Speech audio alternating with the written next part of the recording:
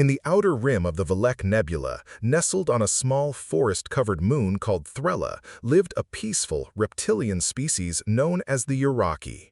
They were small, gentle creatures, most notable for their cubs, who chirped and clung to their elders like curious hatchlings. They had no weapons, no armies, and no enemies, until the Dravari came. The Dravari were galactic slavers, ruthless, armored, and completely devoid of empathy. On stardate 341-12.6, they descended upon Thrella with thunderous force, setting the forests ablaze and dragging the Uraki elders into containment fields. But it wasn't the adults they were truly after. It was the cubs, rare, exotic, and perfect for illegal trade in the black markets of Zarnak Prime. The Galactic Council turned a blind eye. Too distant, too unimportant, not worth the risk. But one human disagreed. Her name was Captain Ilara Mace. A veteran of the Terran Expeditionary Forces, Ilara had left Earth behind after the Wars of Unity. She wandered the stars in a patched-up freighter called Warden's Light, doing odd jobs and carrying a heart full of regret. When she received the distress signal from Thrella, it was garbled, weak, and full of desperate, childlike cries. She almost didn't go. But she remembered her brother, the little boy she couldn't save when the bombs fell on New Berlin. So she went. When Ilara arrived, smoke stained the skies of Thrella. Scorched trees collapsed like broken ribs over blackened soil. She found the Uraki cubs, no more than 30 of them, huddled inside a crude containment pen, guarded by 2 Dravari patrol drones. Her eyes narrowed. No one else was coming, no council rescue fleet, no mighty heroes. Just her. She landed her ship quietly, drew her pulse rifle, and advanced through the shadows. The drones went down in 2 precise shots, one to the core, the other to the headpiece. The cubs squeaked and trembled, eyes wide. Ilara knelt, placed her rifle down, and held out her hands. "I'm not here to hurt you," she said gently. One bold cub stepped forward and nuzzled against her arm. That was the moment Ilara Mace became their guardian.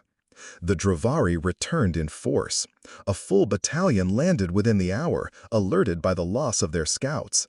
Dropships tore through the clouds, armored brutes poured out, weapons ready. At the center stood Commander Groktal, towering and cruel, his face a mass of scars and cybernetic implants. "There is one human," he growled, "standing between us and our prophet." The Uraki cubs hid behind the trees. Ilara stood alone, rifle slung over her shoulder, a pulse blade in her hand. "Come take them," she said. The Dravari laughed. Then she attacked. She moved like lightning, trained, relentless, full of fire. Her blade carved through the air, striking metal and flesh alike. For every blast they fired, she dodged, rolled, countered. The ground turned red with blood and oil. Trees exploded into splinters. She was a storm, a human storm. The cubs watched from the shadows as their protector became legend. Wounded and bleeding, Ilara refused to fall. When her rifle ran dry, she fought with her hands. When they knocked her down, she rose again, fury burning in her eyes. "You don't get to take children," she whispered, voice raw. "Not today." Even Groktal hesitated before approaching her. "You're only one human," he spat.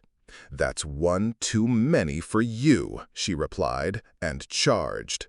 Their battle shook the very soil. In the end, Ilara stood, her body broken but not bowed, and Groktal lay beneath her, unmoving. The Dravari retreated. The story spread across the stars. They said a human fought for alien cubs on a forgotten moon and won. They said the fire in her eyes burned brighter than 1,000 suns. They said the galaxy had forgotten what humans were capable of. But now they remembered. And on Thrella, the Iraqi cubs grew up telling tales of the woman with silver hair and scars like constellations, the one who roared louder than warships, the one who taught them what fury was, and how sometimes it came with love.